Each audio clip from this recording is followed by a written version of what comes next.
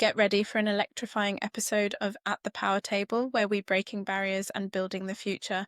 Today, we're amping things up by experimenting with cutting-edge AI tools, including an AI-generated voice for our intro and outro. We want to hear your thoughts, so don't forget to drop your feedback in the comments. Joining me in the studio is the remarkable Courtney Depala, Senior Consumer Value and Regulatory Support Partner at National Grid. Together, we'll embark on a journey through Courtney's fascinating path from astrophysics to energy innovation. We'll dive into the pivotal challenges and opportunities in the shift to renewable energy, why community engagement is essential for a sustainable future, the power of mentorship in cultivating the next generation of leaders. If you enjoy the conversation, please like, subscribe, and share your thoughts below. Let's spark a dialogue about the future of energy and innovation. How are you doing? Yeah, good. Thank you for making the time today. I really appreciate Well, thanks for inviting me. I'm really glad to be here. I think this is a really interesting thing. I started looking at your list of podcasts on Spotify, so got something to listen to now. I love that. Well, Courtney, welcome. We're so excited to have you here today. Thank And you. even more excited because now you're listening to At the Power Table podcast. It would be a shame to start with this because given that 2 episodes ago, we had Sagar on here, and at the end of the episode, he told me, I wish it was public knowledge because then I could have referenced Courtney in my podcast, but I didn't. Is that right? Do you want to make the link and then explain to everyone how I'm going through your family?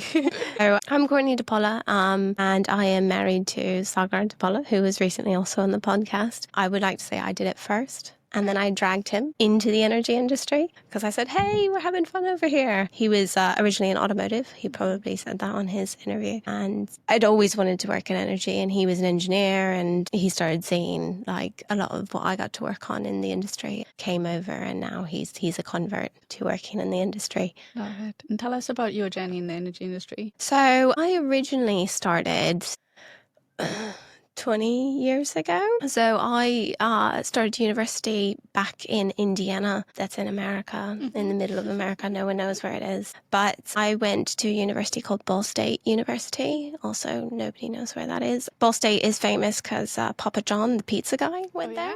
Yeah. Okay. So my mom went to Ball State, and so I ended up going there. But I went to study physics, and I originally really wanted to do astrophysics. So for the first couple of years, I focused on a physics foundational degree with astrophysics research. I work in the planetarium. And then I took a course on photovoltaics for fun and sort of realised all well and good to go to space, that would be great, but we probably need to solve the energy issues on Earth first. And I sort of pivoted my interest and career interest into I want to work in energy. And that's all I had at the time was I want to work in energy. So I went on to, I thought, okay, I got to do a PhD. So I wanted to do a physics PhD, which I didn't finish. But I did 2 years of it, and I studied photovoltaics further.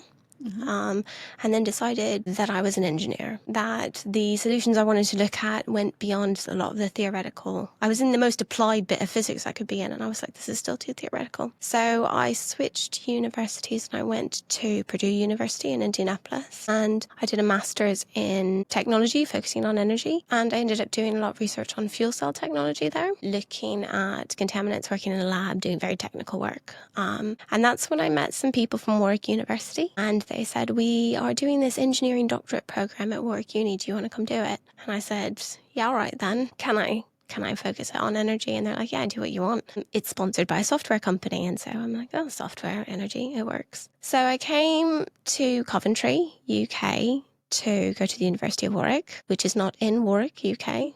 It's fun to learn as an American. Also, it's not pronounced Warwick. All the little things you learn when you immigrate. And that's when I met Sagar, because he was working on his engineering degree at Warwick. And so I was like, well, I'll stay for 4 years. I'll do this doctorate degree and see what happens. And then I got a job at National Grid right at the end of my doctorate. So I worked at National Grid, and I started in system operation, but I've been all over the business. And I left National Grid for a couple of years. I've come back to National Grid. I went to work in generation at the distribution level, which is really fascinating experience, looking at capacity markets and energy security. And now I'm back at National Grid, looking at how do we build out the grid for all the renewables that need to go on it in the next 5, 10, 15 years? That is brilliant. And in your work in National Grid, we're talking transmission? Yes, yeah. So this is the big stuff, the big wires, the big pylons, the big substations. Yeah, that's what we're looking at now. And currently in the transmission world, there's the push for Clean Power 2030. That's correct. Tell us, for someone who doesn't know what Clean Power 2030 is, what it is, firstly, and what your role is in that. So Clean Power 2030 is trying to sort of give us an overarching view in the industry of where do we need to get to. And it was triggered by lots of analysis papers in recent years. So there's a lot of material on the internet if anybody's interested to dig further into a lot of different resources. I think it mostly started from Nick Windsor's report around infrastructure and what the country needs to grow and sustain. And he's recommended, we need quite a lot of investment in infrastructure to sustain the UK economy. And he's got a big focus, obviously, on the energy industries. His report covers a lot of industry in the UK, so it's a very overarching view. So drilling into CP 2030, he wrote this report, I think 2024. The NESO, which is the National Energy System Operator, published their view on how that would work in November last year.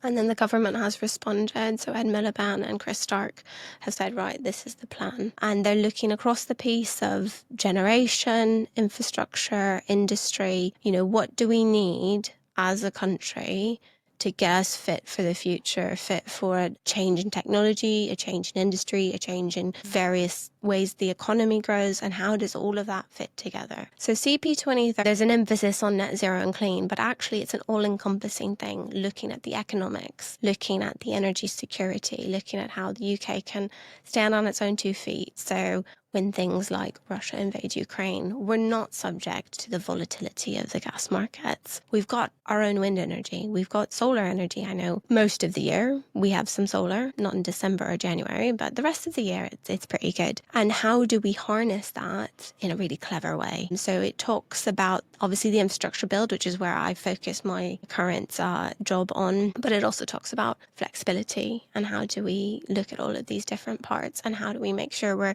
investing in the workforce in the right way and how we're doing all of that and how do all these puzzle pieces fit together. So it's a really interesting canvas that's been set out to how can we get there? But we all have to work together across the industries, across the energy industry, but also across maybe manufacturing, education. All of these different pieces kind of need to come together and get coherent strategy to go forward with it. I love that, and I completely agree. The integrated strategy, is it out yet? It was supposed to be out this week, next week? I think so. I've been keeping up. That point around, yes, we need to decarbonize from a power sector, but it's also bringing along all the other industries with us. And so that very compelling overview of the CP 2030 that you put, it's a systematic design, looking at all the different nuances. On this podcast, we've had different people from different parts of the world. So South Africa, Barcelona, Spain, Nigeria, etc. And one of the things we talk about is what are the challenges? So what are the challenges from a transmission perspective that the UK is faced with? So, I mean, there are a few key challenges, and we see them a lot at National Grid as really interesting opportunities and interesting problems to solve. One of the big key challenges is we've got a network that was built 50, 60 years ago for a completely different purpose. And so we need to be thinking, like, regardless of whether or not we're, needing to get all this wind energy up and running, we need to take care of those assets and invest in those assets anyways, as a responsible business owner and a responsible asset manager in the UK. So the asset health and doing the asset management side of it is a really significant challenge as we also do the build out. And how do we balance that in a cost-effective way? So we're doing the right level of investment at the right time for the right needs. Another big challenge we have is knowing what that investment should be in the face of a lot of uncertainty. So we know, for the ASTI scheme, which is one of the more mature schemes that we're building, it's called the Accelerated Strategic Transmission Infrastructure. Those are really connected to the offshore wind, and they've got a really clear needs case, and those are progressing in a fairly clean fashion. We've got more projects coming on after that where they're not as certain, as in there's a lot of things happening in the industry that impact what those projects might look like, where they need to go, scale, all of that stuff for our supply chain and procurement. So how do we keep momentum in those projects while maintaining flexibility in the fact that, okay, we might need to adjust these parameters. The cost might go up. The cost might go down because actually something's changed in that industry over here and now we don't need as many wires or as many pylons. So it's about maintaining flexibility, but also like keeping that momentum going with, okay, where is the right direction? And of course, we have to work with the NISA on that because they're doing a lot of the system design that then will feed into, okay, how do we build the system that they're designing? And then we've got Ofgem, the regulator, wanting to make sure that they are scrutinising our costs in a very effective way because we've got to do value for money for consumers because ultimately they're footing the bill for a lot of this investment for the network that should last us hopefully another 50 years before it needs a lot of big work again. Yeah, and I think that point around it's a reinvestment because we haven't done it for 50 years. It's not often communicated. It's just, we're switching to renewables and therefore it's driving the cost up. And I hate this. Please, can we not switch to renewables? Because alongside cost of living crisis, nobody wants to pay more from an energy bill perspective. And to get your perspectives on that. Yeah, so the cost of living crisis is very front of mind with a lot of the teams I work for and work with and wider in the industry, because that is a really important point that we need to invest in infrastructure full stop. And look at what's happened in parallel industries where they've not done the right investment. Look at what's happening in water. Those companies didn't invest properly in the assets and now, we're all going to have to pay for it again because they didn't manage it properly. And we don't want to be in that bucket. We want to manage the assets properly. So I think it's really important to recognise that, that's a part of living in a society, with the right level of services that everybody wants to have. And yes, it costs money, but there are many creative ways we can find to make sure that that is paid for in the right way and distribute that cost among, the users of the system, and we're all users of the system. A lot of the volatility that people experienced in their energy bills, especially in the last 2 or 3 years, is down to some bits of our market design and things around like the volatility of the global gas price. And it's not down to trying to put loads of renewables on the system. And this fact often gets quite conflated in a lot of public debates. Because it's actually quite a hard thing to articulate because it relies on a lot of nuance and understanding about how the UK energy market works, which is quite complicated. Yeah, and I think that's probably root cause of the problem in the sense of because it's so nuanced information and you have to take time to actually sit back and be like, okay, what is going on here? There's the gap of no information. That lack of information is filled with disinformation. Yeah. That's one of the challenges I've seen from a transmission perspective is controlling the narrative. Well, not controlling the narrative, but maneuvering through the narrative to bring people along. Because for me, and you said it earlier, everyone has a role to play, but everyone cannot play that role if they're unsure about what they're doing or why we're doing certain things. So from a narrative perspective, what do you think or where do you see the challenges? I think one of the big things that I personally find frustrating about the narrative as I see it is that we're really missing a trick at like bringing people along on this journey. This is a really exciting time.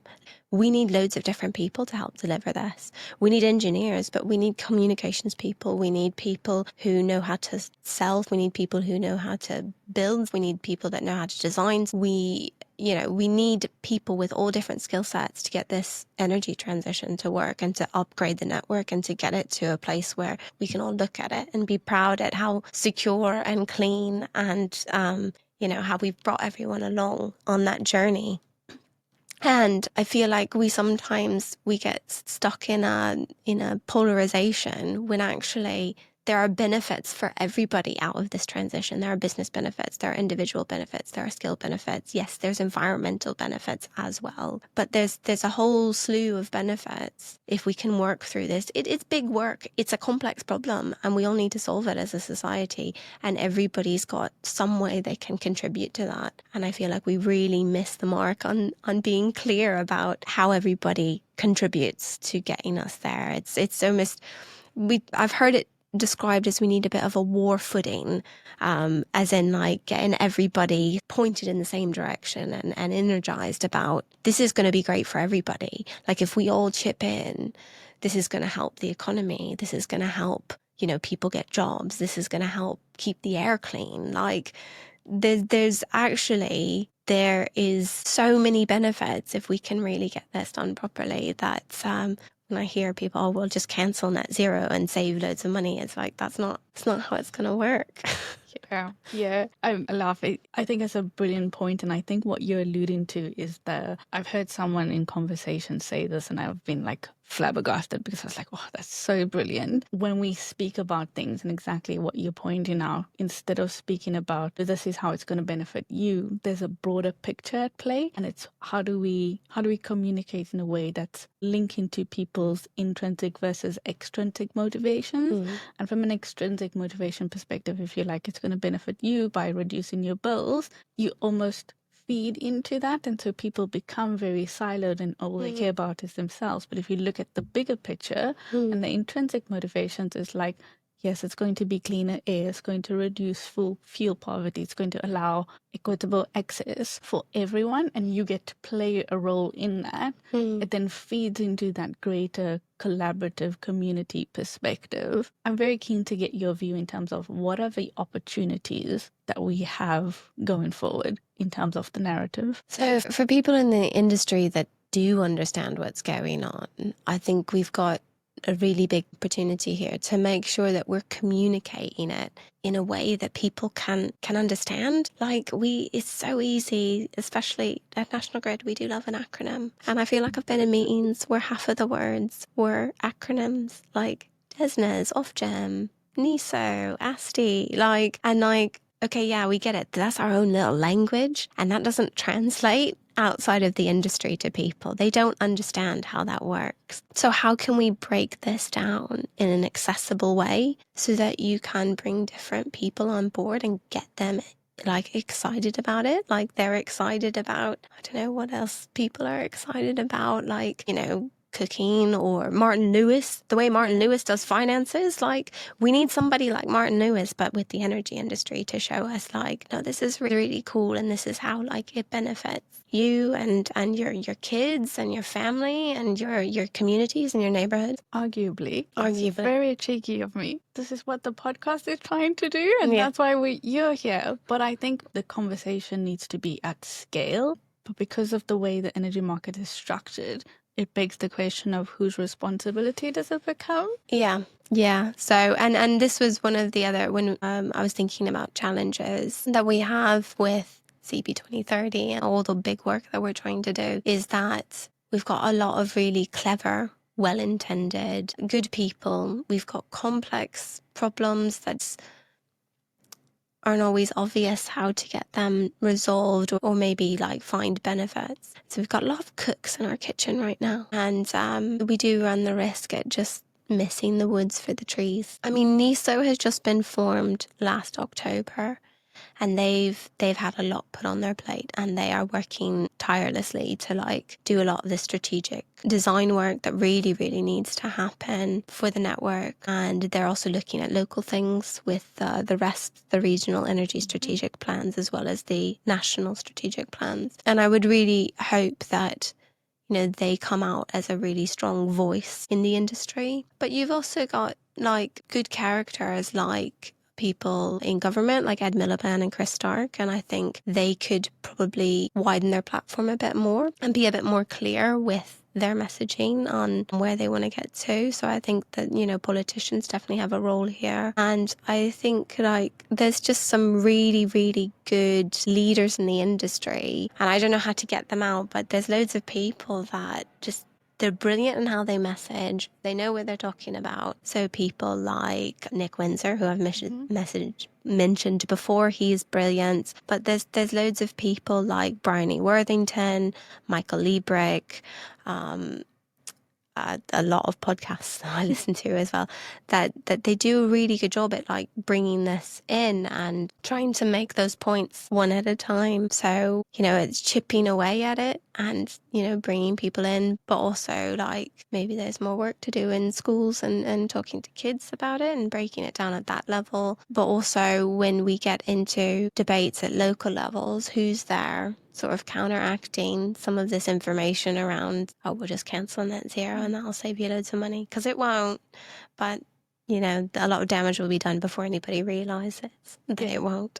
I think there's 2 points that I want to touch on. That there's definitely scope to increase that. And this is a personal opinion, but there's only a need for a strategy behind it. This is actually what we need to say from a GB perspective. Citizens, and there's been studies done on this, where they don't actually like to be seen as being bought over. So there's a localized effort that needs to, what do the people want? What are we trying to achieve? And then that strategy of this is how we get there. And then it's the go forth and conquer and everyone broaden your platform. But for me, there's that which I think is still not quite formed, or I haven't seen it as yet. No. Yeah, I agree. I think that there's definitely a gap there in terms of when things are being spouted as misinformation, how do you respond to that in a clear way that, doesn't dissolve into an expert telling someone that they're wrong, because that hasn't gone well in recent years.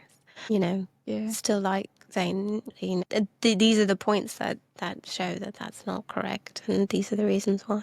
Yeah, and I think that second point, and you touched on it again, is that community opposition, or even like at which point it starts, whether it is from a political perspective of trying to win opinions and saying, okay, let's cancel net zero because that will be cheaper, or if it's a community inclined opposition because they don't want pylons in their community, or they don't want to disrupt the natural beauty and they believe pylons will do that. I think from that perspective, what do you think are the opportunities in terms of what we need to do to start bringing those people along? So this is something that we do increasingly talk about at work, and is parallel to some of the stuff I work on, which is all around planning and consents to, get these projects through. And one of the things that we do, particularly on really big projects, is we do a lot of public consultation. And we get a lot of feedback from communities before we stick a single shovel in the ground. And we take that perspective on board very seriously when we design the final route for where anything goes. And we do have a lot of difficult sessions in communities where we explain the engineering, the design principles and that sort of stuff.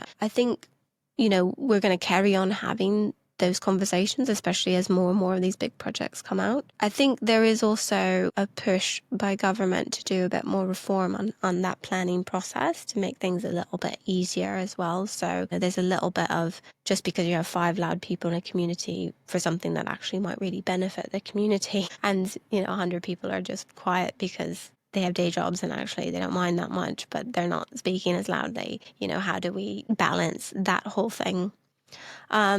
But there's a lot also in there about, explaining to people. Again, it goes back to the, just looking at the misinformation piece. Sometimes people think bury the wires because it's better for the environment, but actually it's not always, because tunneling and doing that is actually quite disruptive to the environment. Whereas if you just build a pylon, it's above ground, it's a small platform that needs construction every few 100 meters. And once it's built, it's done, and it's really easy to get the environment back to how it was before. Whereas tunneling can take quite a lot of recovery time. In addition to the fact that tunneling can cost many multiples more than just putting a pylon on. So there's the cost element as well. But it's always about having those conversations with communities, and it's a big proportion of what we do at National Grid, and we kind of do it just in the background with communities to make sure that, people feel heard about,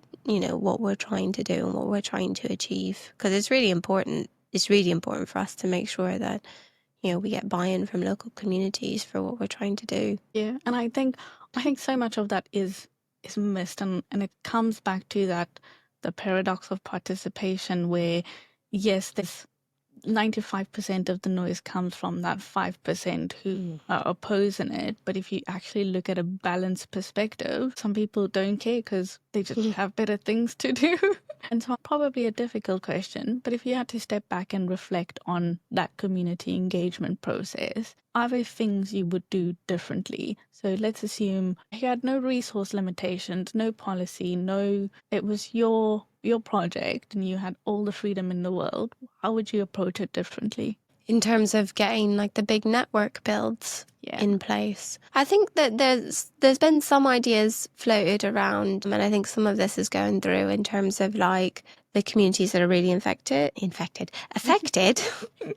by some of these projects get extra benefits, either discounts on their energy bills for X amount of years or something like that. So additional benefits to those communities, or investment in the local area, which I think is a really great idea. So, how do we bring things into communities that people really want? Community centers, libraries, parks, places people can go and spend time as a community. And there's a level of like, if we can invest in that and create a good feeling around the brand and around what's happening in the community. Oh, this is a great thing, actually.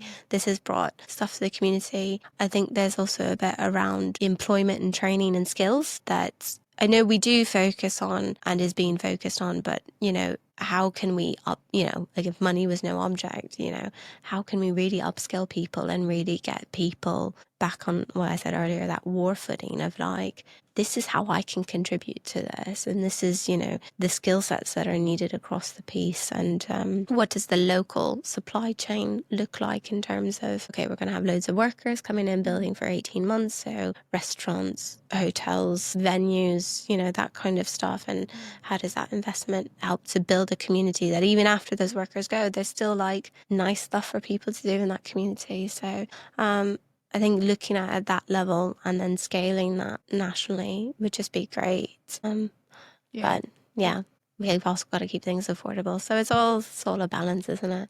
It absolutely is a balance. And I love the response. So I'm very passionate about this topic. I did my master's on it. So this was based in South Africa, mining industry, and a similar issue where the mining industry gives back to the community, but the community doesn't, it was perceived to not like want it. And the issue was no one ever listened to the community. So one mining company would go put a road for the community, and then the next mining company would come dig up that road to put fiber cables down, when in actual fact all the community wanted was a school or a playground for after school activities. And so it was let's listen, let's localize it, and then exactly what you're saying, that long-term impact of it needs to not just be for the life of asset, but beyond life of asset. And then most importantly is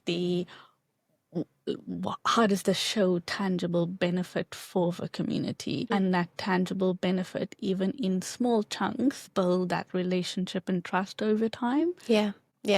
I think, one thing that I really like about working at National Grid, yes, we are, a FTSE 100 company and we are a big corporate entity, but the people that work there's a certain kind of person that wants to go work at National Grid, and these people are incredibly passionate about their communities, about the environment, about doing the right thing. Our values are do the right thing, find a better way and make it happen. That, there's a plastered all over the office and all over comms that we get every day. And it really resonates, obviously, with me and my husband Sagar, but also with just loads of people. And we're all there trying to do those things and listen to communities and design assets that are going to last and do what they need to do for the UK. I think that's a really important point about, listening and pulling all that in. Yeah, and I really like that the values resonate to you personally. I know one of the things you're really passionate about is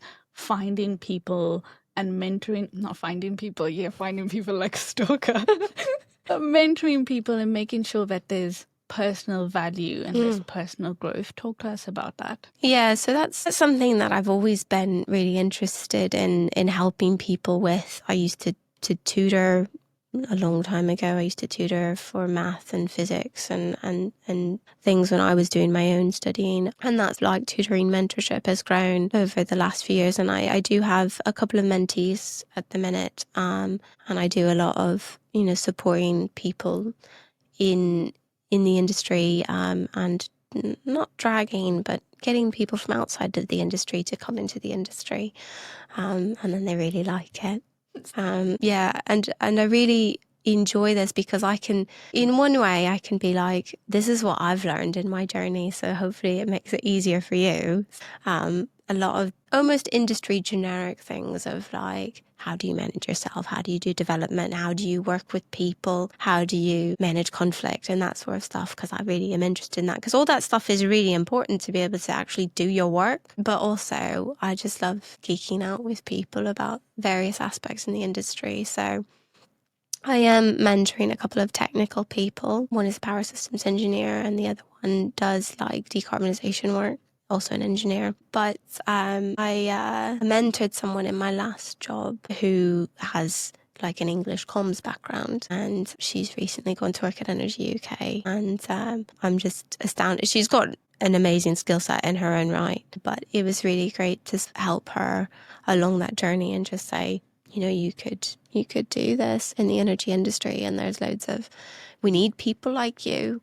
No, you don't have a technical background, but that's not a problem. Like, because you can learn how to tell a story, and you come across really well, and like you've got these skills that some of us nerdier engineers in the industry maybe lack. But we're all working on it. So, but I think that there's a really important message in there of like we generally need everybody, and everybody can contribute something in this work. And so what's really great about my team right now at National Grid is we have harvested people from loads of different industries. We've got people from rail, we've got people from water, we've got someone who was working for the gambling regulator who's come in, we've got people who've worked in pharmaceuticals. So, and they're all coming in and bringing some really great perspective to what we're trying to do to deliver all this work.